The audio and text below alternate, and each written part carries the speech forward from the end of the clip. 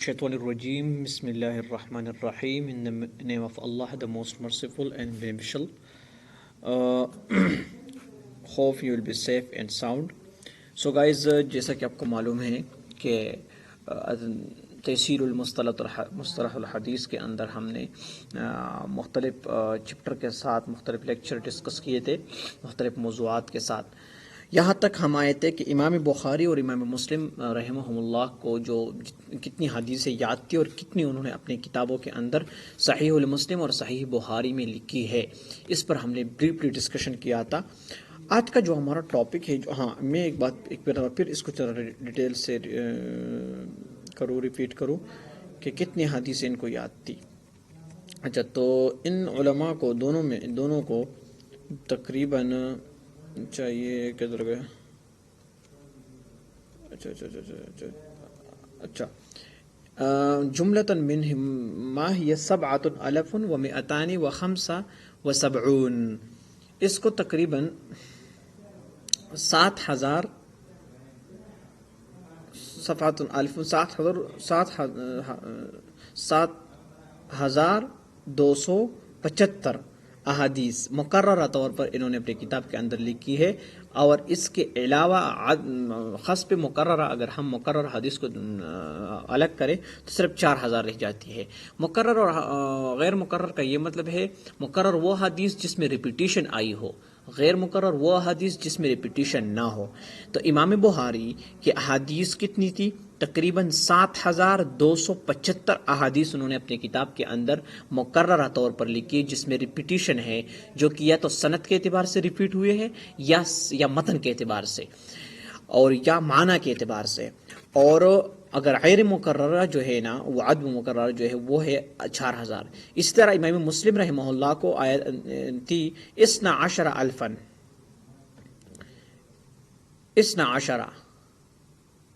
12,000 احادیث مقررہ طور پر انہوں نے اپنی کتاب کے اندر لکھی تھی، اور بحسب اگر ہم اس کو ہٹا لیں تو 4,000 پر رہ جاتی ہے. انہوں نے 12,000 لکھی تھی. تو یہ ایک تعداد تھی. اب امام بخاری نے جو باقی جو احادیث انہوں نے چھوڑی تھی، یعنی احفظ 100,000، امام بخاری کو 100,000 تقریباً 1,00,000 حدیث صحیحات تھی اور 2,00,000 غیر صحیحات تھی.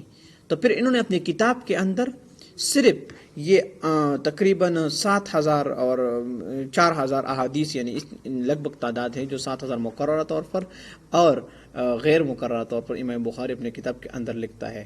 تو اس سوال اعتراض علماء کرتے ہیں کہ امام بخاری رحمہ اللہ نے اتنی احادیثیں جو انہوں نے نقل کی تھی، یہ اب جو انہوں نے چھوڑی ہے یہ کدھر ہے؟ تو اس کا اعتراض میں آج کے ہم پڑھیں گے کہ یہ حدیث جو امام بخاری اور امام مسلم رحمہ اللہ دونوں نے چھوڑی ہے، یہ کون سی کتابوں میں ملتی ہے. تو اس کے لیے مستدرکات لکھی گئی ہے. مستدرک کہتے ہیں ادرک استدرک یستدرک فعل ہے، اس کا مطلب ہے فانا، پیچھے سے جو شخص آپ کو پیچھے سے چلتے چلتے آپ کو پا لے تو اس کو مستدرک یا استدراک. مستدرک کہتے ہیں جو پیچھے سے رہ گئی احادیثیں تھی وہ لکھی گئی تھی، اس کو مستدرک کہتے ہیں. تو ایسی صورت میں پھر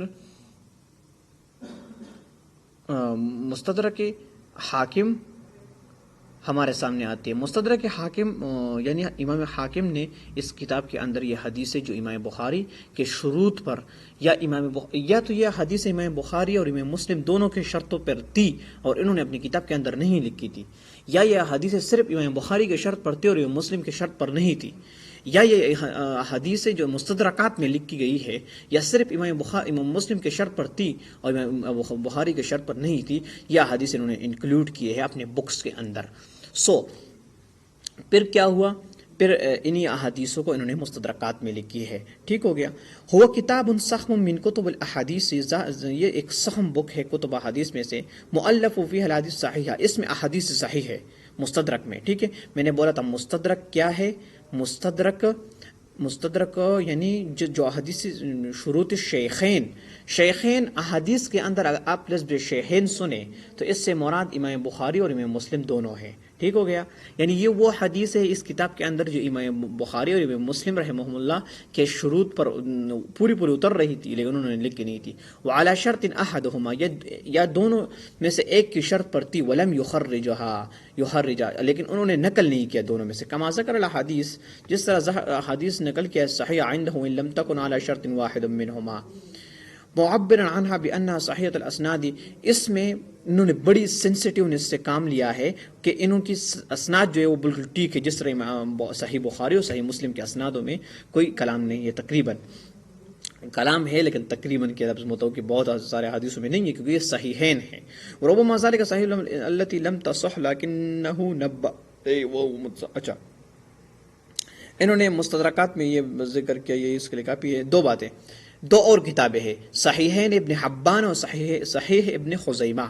امام حاکم کے بعد ابن حبان اور ابن خزیمہ نے بھی جو حدیث امام بخاری اور امام مسلم نے نہیں لکھی تھی، یا ان کو وہ نہیں ملی تھی، یا انہوں نے وہ چھوڑی تھی جو ان کے شرطوں پر پوری اتر رہی تھی، یا ان میں سے کسی ایک کے شرط پر پوری اتر رہی تھی لیکن انہوں نے نقل نہیں کیا، وہ ان دو کتابوں میں بھی مل رہی ہے، جو کہ پہلے سے مستدرک میں بھی مل رہی ہے، پھر صحیح ابن حبان میں بھی.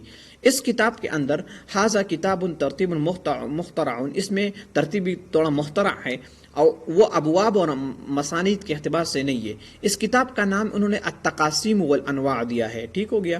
والکشف علی الحدیث من کتاب ھذا سر.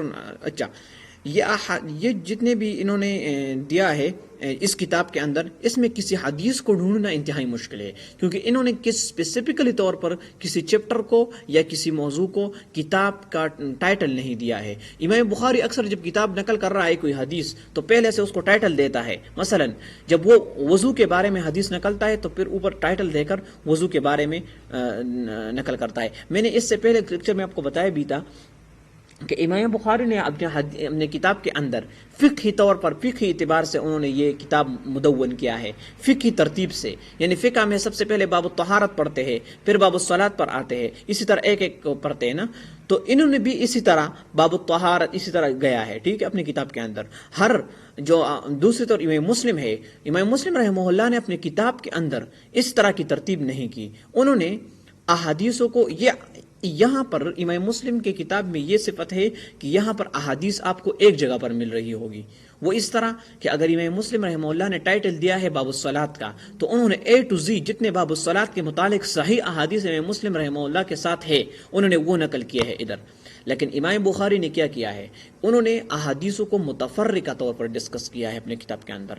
یعنی کبھی تو باب الصلاۃ کی حدیث ہوئی ہوگی لیکن وہ باب الصلاۃ میں ڈسکس ہوا ہے، کبھی کسی اور باب میں بھی انہوں نے ڈسکس کیا ہے. ٹھیک ہو گیا. صحیح ابن خزیمہ نے جو کتاب لکھی ہے ابن خزیمہ رحمہ اللہ نے، هو اعلی مرتبۃ من صحیح ابن حبان. صحیح ابن حبان سے بھی اعلی مدونہ، اعلی طور پر یہ مرتب ہے. ٹھیک ہے. تحریا حتی انه يتفق في صحیح ادنى الكلام من السند. اگر کسی حدیث میں کلام بھی ہو، ادنا کلام بھی ہو، تو انہوں نے وہ بھی ڈسکس کیا ادھر. اب دوسری ٹرمینالوجی مستخرجات. مستدرکات کے بعد آتے ہیں مستخرجات. مستخرجات کہتے ہیں استخراج باب استفعال سے ہے. استخراج کہتے ہیں نکلنا یا نکالنا. ہاں، یہ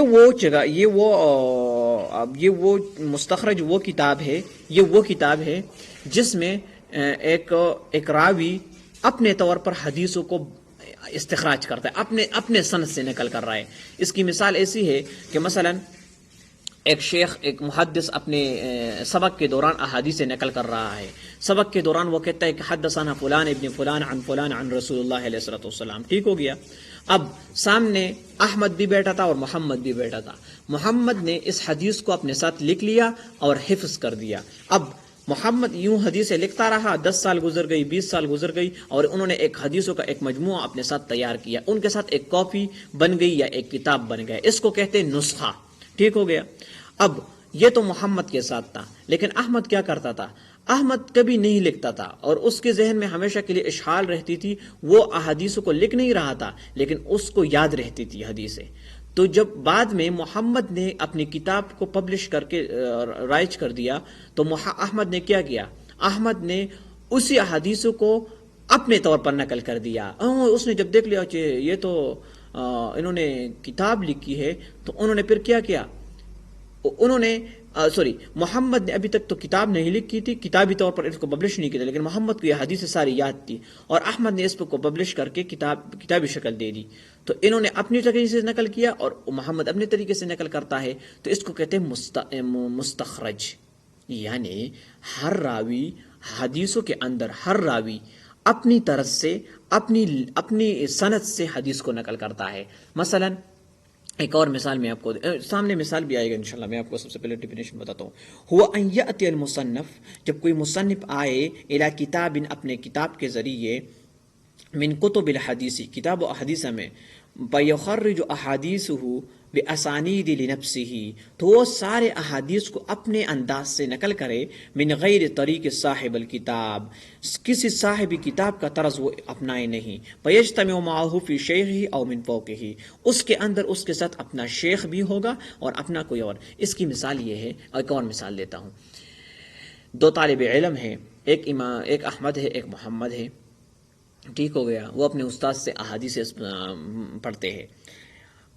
تو احمد جو تھا وہ احادیثوں کو یاد کرتا تھا اور محمد احادیثوں کو لکھتا تھا. اب جو محمد کے ساتھ جو نسخہ بن گیا ہے اس میں احادیث ہے، ٹھیک ہو گیا، لیکن انہوں نے ابھی تک اس نسخے کو کیا ہے، پبلش نہیں کیا، اور محمد نے نسخہ تیار کر کے پبلش بھی کیا ہے.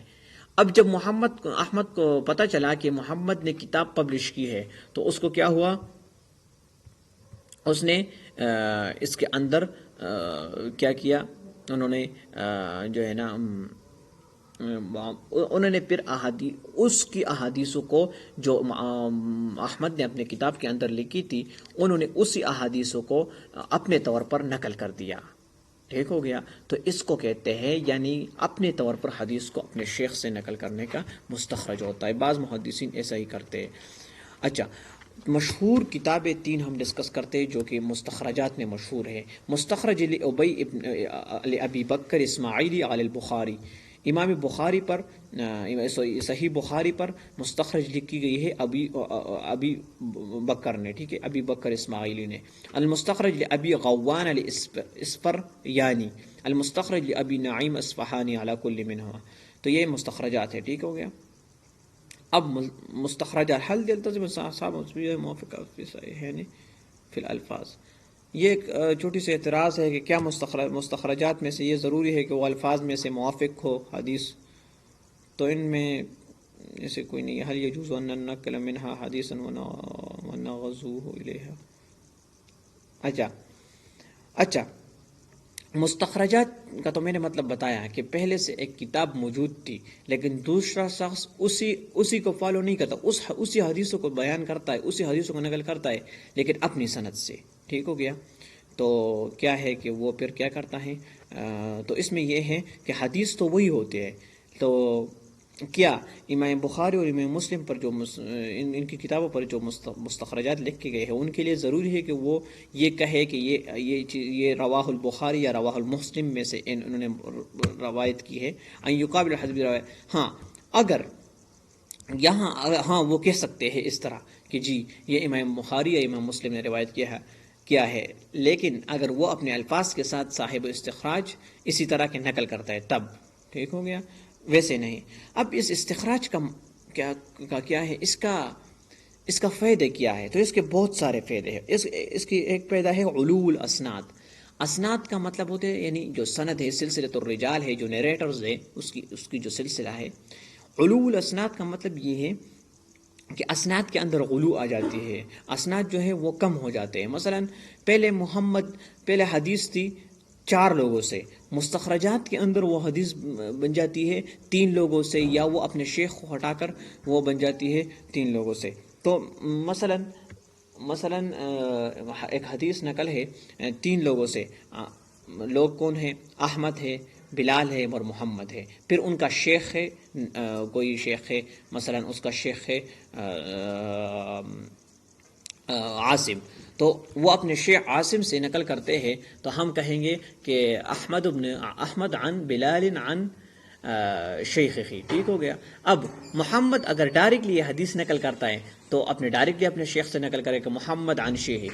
تو دیکھو دو لوگ درمیان میں سے ہٹ گئے، دو لوگوں کا رابطہ ٹوٹ گیا، تو اس میں علو آ جاتی ہے، کیونکہ وہ بعض اوقات اپنی طرف سے جو حدیث نقل کرتا ہے، ٹھیک ہے، اپنی سند سے. الزیادۃ فی قدر الصحیح، قدر الصحیح میں زیادت آ جاتی ہے، ٹھیک ہے، صحیح حدیث جو ہے اس میں زیادت آ جاتی ہے. القوۃ بکثرۃ الطرق، یہ جو مختلف طریقوں سے لوگ نقل کر رہے ہیں نا صحیح حدیث کو، مستخرجات کے ذریعے یا مستدرکات کے ذریعے، اس سے جو صحیح حدیث ہے ہمارے پاس رسول اللہ علیہ والسلام کے، اس میں تقویت آ جاتی ہے کہ اب یہ بہت جو ہے نا کیا ہے، قوی ہے، بہت اس میں تقویت ہے. القوت بکثرت طرق، یعنی مختلف طریقوں سے وہ جو جاتے ہیں نا اس میں طرق سے کیا جاتی ہے، کثرت، قوت آ جاتی ہے، ٹھیک ہو گیا. سو ابھی ہم مراتب الصحیح ڈسکس کریں گے کہ احادیث میں سب سے اتھینٹک اور موسٹ اتھینٹک کون سی ہے، اور پھر لیس اتھینٹک، اور آخر میں بالکل وہ ویلیو جو بالکل ہماری ساتھ ان اتھینٹک ہے. تو سب سے جو اتھینٹک احادیث ہے وہ وہی ہے ما اعلی فاعلی مرتبۃ ما کان مرویا باسناد من اصح الاسانید، کہ جو کہ اصح اسانید، جو کہ موسٹ اتھینٹک پیپل سے انہوں نے روایت کی ہے. مثلا نافع عن ابن عمر، یہ امام نافع جو ہے حدیثوں کے اندر بہت بڑا عالم ہے. اسی طرح امام بخاری سے کوئی حدیث نقل ہو رہا ہے تو وہ بہت اتھینٹک حدیث ہے، یا امام مسلم سے حدیث نقل کر، یا امام نافع سے، تو یہ وہ لوگ ہیں جو کہ اس امت کی اتھینٹسٹی اس پہ واقع ہوا ہے. حدیث کے جو علماء ہیں یہ سب سے اعلیٰ حدیث ہے. ودون ذلك رتبة ما كان مرويا عن طريق الرجال هم ادنى من الرجال اسناد فالاول كالروایت. اب جو لوگ تھوڑے سے اتھینٹک ہیں، مثلا حماد ابن سلمہ عن ثابت عن انس، یہ لوگ وہ لوگ ہیں جو زیادہ طور پر اس پر اعتماد نہیں کیا جاتا، یعنی یہ اوپر والے لیول سے تھوڑے کم ہے، تو اس کے حدیثوں کو ترجیح دیتے ہیں. پھر تیسری کیٹیگری ہے ودون ذالک رتبۃ ما کان من روایت من تحقق فیہ ادنی ما یصدق علیہم وصف الثقہ. ہاں، تیسری کیٹیگری یہ ہے، یہ وہ لوگ ہیں جس پر جو ہے نا، جس پر وثوق کے ساتھ ہم کہہ سکتے ہیں کہ یہ لوگ ثقہ ہے یا یہ اوثق ہے. یہ کر روایت سہیل ابن ابی صالح عن ابیہ عن ابی ہریرہ، یہ جو روایت ہے اس میں ثقہ اور اوثق کی بات ہے. یعنی ثقہ کہتے ہیں ٹروتھ ورتی، یعنی وہ بندہ جو ٹروتھ ورتی ہو، جس پر ثقہ کا اعتبار ہو سکتا ہے. وَيَلْتَحِقُ بِهَذِهِ التَّفَاصِيلِ تقسیم الحدیث، احادیث کی اسی اعتبار سے 7 کیٹیگریاں ہیں. 7 کیٹیگریاں. سب سے پہلے وہ حدیث ما اتفق علیہ البخاری و مسلم، جس پر امام بخاری اور امام مسلم نے اتفاق کیا ہے. ثم ما انفرد به البخاری، دوسرے حدیث وہ ہے جس پر امام بخاری نے صرف اتفاق کیا ہے. ثم ما انفرد به المسلم، جس پر صرف امام مسلم نے اتفاق کیا، یعنی صرف امام مسلم نے اس کو اتھینٹک کہا ہے. ثم ما كان على شروطهما ولم يخرجها، پھر وہ حدیث جو ان دونوں کی ائماؤں کی شرطوں پر تھی لیکن انہوں نے نقل نہیں کی. اب نقل کیوں نہیں کی؟ اس لیے یا تو اس لیے کہ ان کو ملی نہیں، یا اس لیے کہ انہوں نے اسی وقت میں اب کسی وجہ سے انہوں نے نقل نہیں کی اپنی کتاب کے اندر. کیونکہ امام بخاری کو یہ حدیثیں کتنی یاد تھی؟ 2 لاکھ سے زائدہ اپنی کتاب کے اندر نقل کر رہے 7 lakh some thing. And if you exclude the repeated ones, so the remaining ones is 4,000. So why he is excluding such a big number of ahadith? So جو احادیث انہوں نے نقل نہیں کی تو اس میں ظاہری بات ہے اس کو کچھ نظر آ رہا ہوگا کہ کوئی شذوذ وغیرہ، علت وغیرہ، تو ان کی شرط پر تھی ولم یخرجہا، یعنی he didn't narrate. ثم ما كان على شرط البخاری، پھر وہ حدیث جو صرف امام بخاری کی شرط پر تھی لیکن انہوں نے نقل کیا. ثم ما كان على شرط مسلم، پھر وہ حدیث جو صرف امام مسلم کی شرط پر تھی لیکن انہوں نے نقل نہیں کیا. ثم ما صح غیرہما من الائمہ کا ابن حجہ، پھر صحیح آتے ہیں، پھر وہ حدیث آتے ہیں جو کہ ابن خزیمہ، ابن حبان وغیرہ نے نقل کیا ہے. یہ بھی حدیثوں کے بڑے بڑے علماء میں سے شمار کیے جاتے ہیں. یہ جو ہمارے ساتھ ابن خزیمہ، یہ میں نے تو اس کی کتابوں کی بھی ڈسکشن کی.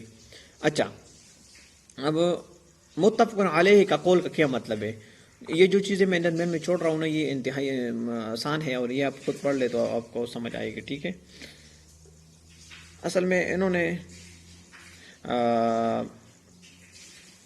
یہاں پر انہوں نے یہ بھی کہا ہے کہ شروط شیخین کیا تھے، یعنی امام بخاری اور مسلم نے اپنے لکھے ان کو شرطیں بنائی تھی، تو وہ اتنی نہیں ہے. اور آپ اس کو خود پڑھ لے تو آپ کو پتہ چلے گا.